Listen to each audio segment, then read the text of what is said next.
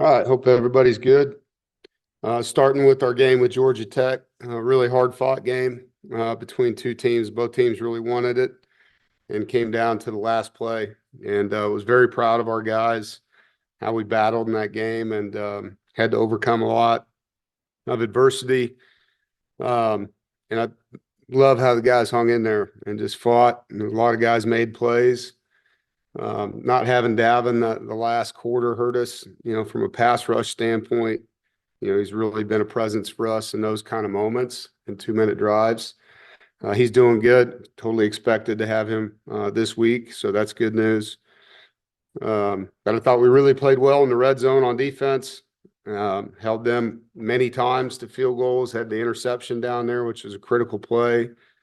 We were physical against a physical team. I thought we won the line of scrimmage in that game. We ran the ball for almost 8 yards a carry and stopped the run until the last drive. 2 scrambles in that drive were the difference in that series. We played really hard, played physical. Our guys didn't flinch. I hate that Colin didn't have that kick go through. He had a lot of leg on it. He made a 67-yarder in practice that week, a similar situation, had the wind behind him, felt very confident. It would have been a great story. A former walk-on that has earned a scholarship here and has just done a great job for us. I would love to have seen that for many reasons, but for that young man. But gave him a chance, 22 seconds, you get the ball, and CJ threw a great pass to Dakari over the middle. We had a chance on the next one. If Noah could have came up with that, he extended himself and just didn't come down with it. But I thought both of our line of scrimmages, I thought O-line, D-line both played really well, strained. I was impressed with our 3 tailbacks. It's probably the best game the 3 of them collectively have played. They ran hard. They made people miss. They were hard to tackle. They caught the ball well out of the backfield. And both tight ends. It was probably Justin Jolie's best game without the ball as a blocker. I thought he really improved against a good defensive end. And we made some good catches. The week before we had some problems with drops, and it's good to see the guys get back to stretching and catching. CJ made some big plays with his legs in this game. 2 big scramble touchdowns and then the goal line run, so 3 touchdown runs. Negatives, obviously, you turn the football over and 2 of them, one of them's a touchdown, the other one goes down to the 2-yard line, and 2 tremendous plays by them, freaky type of plays. The little quick pitch on the quick motion jets is a pretty safe play. I've never seen that play. Ricochet, quarterback tries to knock it down, ends up in their hands, and they score. And then, defensive end jumps up and intercepts a ball. So 2 tough interceptions. The other one he forced in that 2-minute drill. Definitely a teachable moment for him. But tough, you do everything that you wanted to do in a game to win it. And the 2 turnovers that I mentioned were the difference. And turnover margin against a team like that is critical. And we did a lot to overcome it and just didn't have that one play that we needed to win it. And their quarterback, you got to give their quarterback credit. I mean, it's a backup quarterback that's come in for Haynes King, and he was on fire. I mean, he threw 2 deep balls that were perfectly thrown, well defended as well, over the outside shoulder. Guys made good catches. And so sometimes you play a guy with a hot hand, and unfortunately we did, because our goal was to make him beat us, stop the run, and be good in the red zone. And those things happened. Moving on, rivalry week, excited, about our opportunity this week, the oldest rivalry in the league. And it's always a hard-fought, emotional game with them, and I know this one will be no different. When you look at their ball club, offensively very balanced, tremendous running back. I have a lot of respect for Hampton. He's also their 4th leading receiver. They get him the ball a lot of ways, not just on screens and swing passes, but in check downs, and he's dangerous. He's playing really well, and his durability is impressive as well for the number of touches and hits that he's taken and given out with some of the physical runs. But really good football player. And as always, they've got good skill. Number 5, Jones, number 13, Pacor, tight end, Copenhaver, young receiver, Culliver, Had a really nice kickoff return, and you see some of their younger receivers out there making plays as well. And their quarterback struggled against Boston College, but before that, I thought he was playing really good. He had 3 good games in a row and has made plays with his feet. He's not a scrambler per se that gets a ton of yards, but he does move around in the pocket and extend drives and has guys around him that make plays. Defensively, they've got a really experienced, big defensive line, a lot of seniors, a lot of guys we've played against. Rutgers obviously been a force for them this year, leads them in sacks and TFLs. And their safety, boundary safety, Lane, leading tackler, linebackers are both productive guys, and we've played a lot against Eccles, who's a really fast kid, and you can tell he's a leader in their defense. And they're both productive blitzers, productive in the run game. So great opportunity and matchup between two teams that don't like each other a whole lot, and so there's a lot to play for. And excited, to get up there and winning games like this. It's about executing, it's about making more plays than them and fewer mistakes, and not getting too caught up in the emotions of the game, being emotional, but not letting the emotions control you. And so excited to go up there and play. It's also, our last regular season game. It's Thanksgiving week, and always want to take time, a lot of gratitude for the people that work here, for my staff. We have such a tremendous staff. I have so much to be thankful for with the people I get to work with, our administration, our players and their families and our fans, our coaches and our coaches' wives. I'm fortunate. I get to work with some really awesome people every day and have a lot of gratitude for that. And for my family, it's going to be fun. When you're an empty nester, which this was my first year in that role. We go from 2 in the house to all of a sudden all 3 sons come home for Thanksgiving to 5. I'm looking forward to spending some time with the boys and Sarah, and I'm blessed, to have the family that I do, and looking forward to Thanksgiving with them. And just, the gratitude that you have for having such an opportunity, and you take it for granted, and so this is a great week to just take perspective on what we have. And a lot of people focus on what they don't have. But I do think this is a week, for people to really look at what they do. And in college football, you have a week to watch rivalry games. Man, it's awesome. And some of them started last week. Stanford Cal game, Montana State. There were some teams that already played. And so looking forward to being a part of watching some of the historic matchups when we get a chance this weekend. Questions? Hey Dave, when you bring in, 40 plus new players over the course of the offseason, it's going to be a lot of these guys' first time playing UNC. Do you have to say anything to them to reinforce the importance of this rivalry, or do they just kind of get it? No, we definitely do a history lesson on all the teams, not just this team. When we're playing teams where there's historical information behind the games, that's one of the things I like to do, is educate them on, how long we've been playing against the team, or if there's anything of notoriety about the matchup.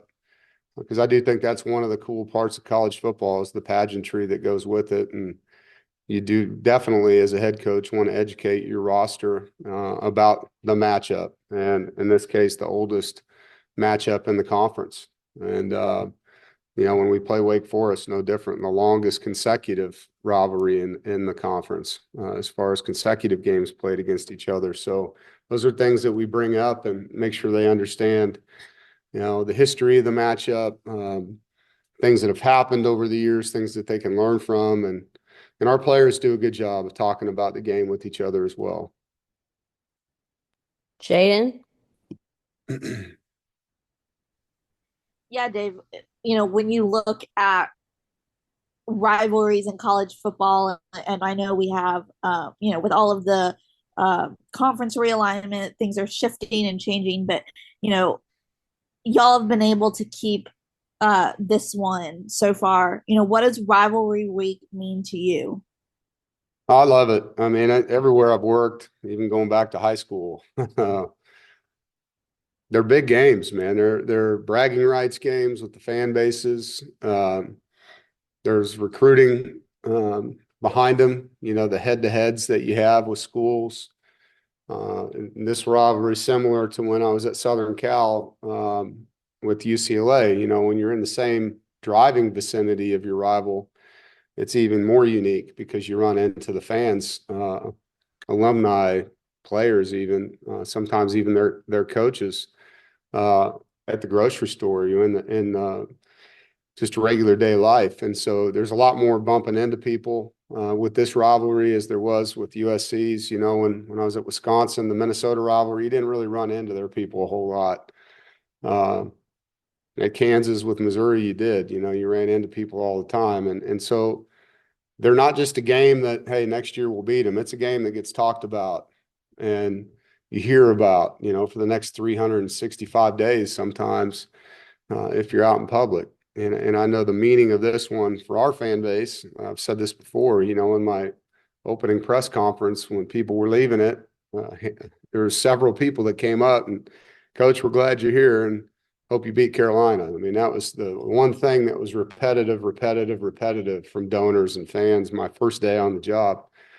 And then, you know, during the same week, the athletic director at that time was Debbie. She told me to make sure I never wear those colors, you know. And so I knew, you know, in 1 week's time, just what this meant to the school and to the fans. And then obviously over the years of playing each other, it gets to another level. Brian? Yeah, Coach. When you look at the college football playoff this year, you're SMU and Indiana and somebody out of the Big 12, maybe BYU or Arizona State, kind of new, unexpected teams are probably going to have a chance to play for the championship. When you see that, does that encourage you about the possibilities of what you can do at NC State? That the door is open, and what will it take to get you to that level? I know there were high expectations coming into the year, but what do you think? You know, Yeah. Sorry, go ahead. Investment No, or something along those lines. like I said many times at the ACC Media Days, I think, you know, the greatest part of the 12-team playoff is the increased access for teams. And you went from 4 teams having access to 12 and 11 of them being really in the Power Four when you look at how they've set this up. And so, yeah, your odds are better, you know, of being in the mix. And how do you get there? You got to get in the ACC championship game. You got to handle your business. You know, for us, we got to quit turning the ball over and win these one possession games. We've had a bunch of them this year. And so that's the difference, you know, between winning 5 and 10 games. You know, you're going to have 6 to 8 one possession games a year. And turnover margin has a lot to do with winning those games. And we're -5. And so, you know, there's a big reason that our record looks the way it does, and we've got to be better in that area. And to take this program to another level, I mean, that's what it is. It's simple to say that and hard to do. And for, you know, 11 of the years I've been here, we've been really good in that stat. This year, not the case, you know, and some of them have been pretty fluky and some of them haven't been. It's been poor ball security on our side. So that's the answer to your question. You know, I mean, you got to find a way to win these one possession games by making a play or two and not beating yourself with costly turnovers. Has it worked out the way you thought it would with the 12-team playoff? I mean, the fact that you are seeing some new blood and stuff like that. Of course. Yeah. You know, I think I've said this many times. I think preseason rankings are way overrated. You saw it last year with Washington. You know, they had a hell of a year and no one was talking about them before the season. You expect that, particularly in today's world of athletics, not just football, you know, with the portal and how many new players change rosters that are experienced guys that are going to be impact players at certain places and vice versa. You know, teams that lose impact players are going to be different. And these rankings so often go into what the team did the year prior. And, you know, I don't know, I'd be in favor of getting rid of them until October at least. I just think it's complete fabrication of what these teams are, and you've got to earn it, and it's a long season. And so, yeah, I'm not surprised one bit that there's 2 or 3 teams that nobody was talking about. It was fun watching Indiana's, you know, season. And, you know, obviously Coach Signetti's got a background at NC State, so really paid attention to his season was pulling hard for them. And, you know, you see what Dillingham's doing down there at Arizona State, and So yeah, we pay attention, especially guys that you've coached against or know, and see what their programs are doing. But I think it's going to be a fun month. I mean, this last week, there's a lot of implications still, and with what just happened in the SEC this past weekend, it's shook it up again, and so it's going to be fun to see how it comes out here in the end. And as always, I'm sure there'll be a controversy around the final, one or two teams that get left out or get pulled in. So wish I was in the conversation. We didn't earn the right to be this year, but I'm excited to watch it. Program. But how do you go about, a game like this, not only a rivalry game, but a game that you guys need to get bowl eligible and still kind of treating it like a normal game for your guys to keep them, level-headed going into the game? Yeah, I'm a little different, I guess. I don't treat it as a normal game. Rivalry games are different. And yeah, they're the same in that you go out and you practice and you have to execute. But, to me, there is more on the line when you're playing a game against your rival. And they are emotional. And for me, it's more about using the emotions properly and pouring that into executing the right way. You don't win the game because you're fired up to play it. You win the game because you play better than the other team and you make fewer mistakes. And so, that to me is where our focus is. And I've always said that. People are like, do you want your guys to be emotional? Yeah, I do. But I want them to use the emotions the right way. And so that's our focus. The guys know we got to win a sixth game and get to a bowl. It just happens to be against them. That's not really the conversation at all. It's more about the X's and O's, the fundamentals of the game plan, the opponent, the things that we need to really work on fundamentally to put ourselves in position to win a game. Ethan? Coach, Brandon Cleveland statistically has had a couple of big weeks in a row. I was just wondering how you would evaluate his recent performances. Yeah, I thought he really played well last week. I mean, that's as good as I've seen a nose guard play in our defensive scheme. He was very productive. He beat a lot of blocks. He made tackles. He was disruptive. Got his hands on a couple balls in the pass game. Brandon's done a really good job of taking care of himself this year too, and I think you play nose guard. I mean, you're getting contact every snap you're in the game. And so it's a lot of wear and tear potentially. And, the way he eats, the way he takes care of himself, the amount of rest that he gets, he does a really good job getting himself into a position where he can play at a high level in November and training and all the things. So he deserves the credit for it, and obviously another important task this week. You're playing against one of the best running backs in college football. And if you're strong up the middle, that helps. And so he's got a big week for us this week, and we're looking forward to seeing him continue to stack games like he has the last 2 weeks. Jaden? Yeah, do you have any favorite UNC matchups from, the 12 years you've been here?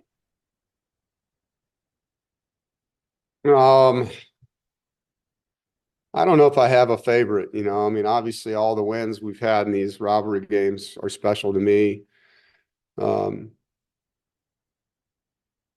don't know if there's one that I would take over any of the others, I mean, they've all been special. I think maybe the one that sticks out is the comeback that, we scored 14 points in 90 seconds or something like that. That was pretty cool. That game with Emeka's touchdown, Chris Dunn's recovery, and then Emeka's touchdown. So, that was a pretty awesome ending to a football game, not just a rivalry, but just a comeback win, period. I thought that was a really cool game to be a part of that.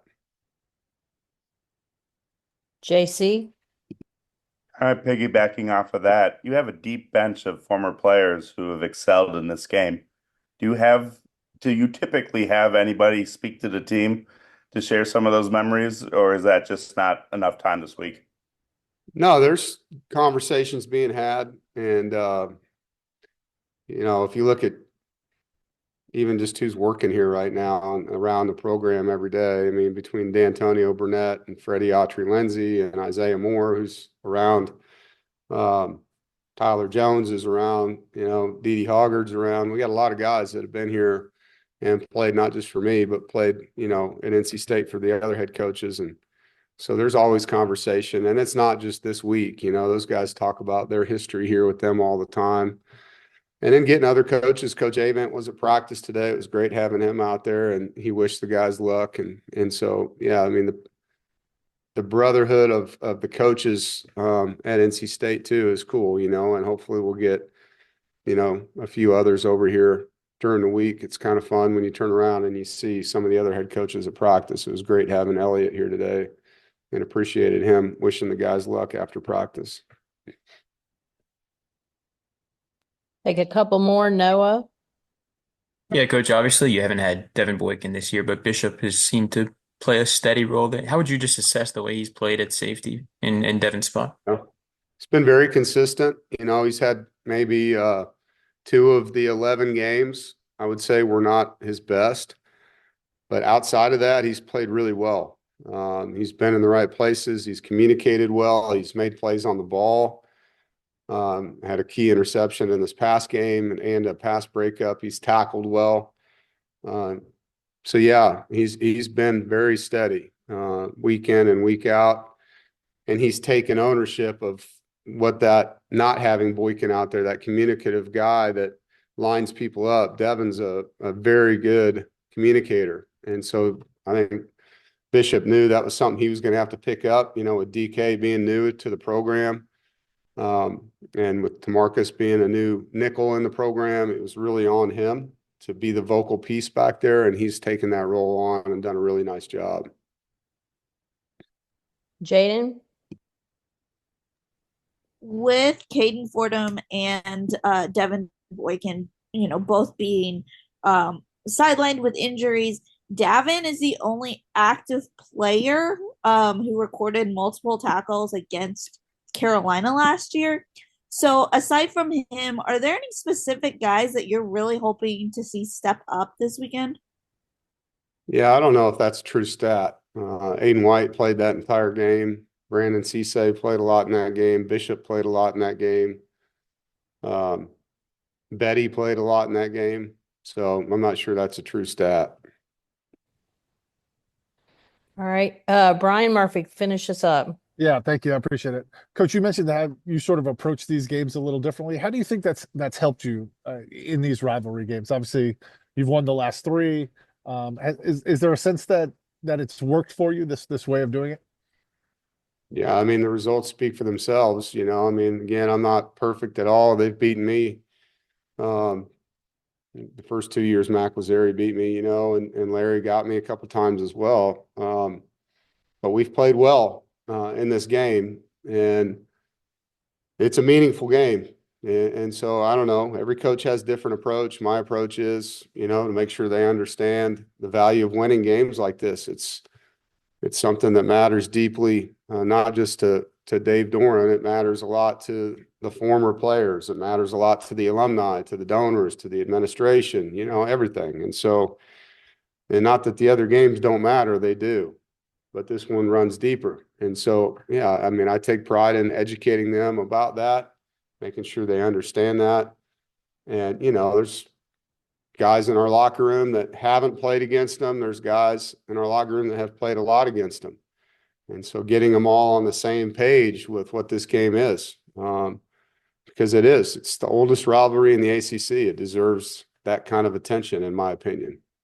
If you let me sneak one more in, Annabelle, there was a report today, or you guys released, that you're considering selling naming rights to Carter Finley Stadium, and I wondered, as a coach, you play your home games there, what that means to you. Well, those are the times we're in. I know Boo spoke personally to both families to get permission before this was even, a possibility, and so he's done it the right way.